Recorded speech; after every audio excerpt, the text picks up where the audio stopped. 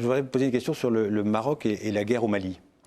Le Maroc a soutenu l'intervention française dès le début. Le Maroc a même autorisé le survol de son territoire par l'aviation française. Est-ce que 6 semaines après cette intervention, le Maroc soutient toujours l'intervention française? Je vais vous dire, Sa Majesté m'a chargé de lire un texte devant les chefs des États islamiques. C'était pour saluer, entre autres, pour saluer l'action tranchée de la France.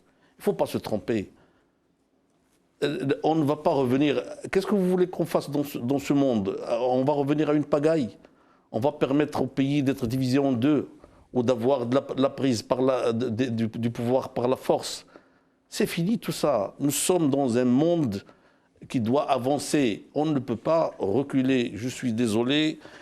Notre position, elle a été tranchée. Elle continue à être la même position.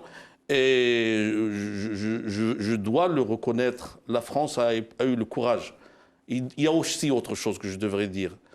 Si jamais les pays riverains, et disons-le clairement, et africains et islamiques qui sont autour du Mali avaient fait leur devoir, on n'aurait pas eu besoin de l'intervention. Vous parlez de l'Algérie, là? Je parle de l'Algérie, du Maroc. Des pays de la CEDEAO. Nous on n'a pas de tous les pays qui sont aux alentours, parce que c'est... Vous voulez dire que ça vous concerne aussi?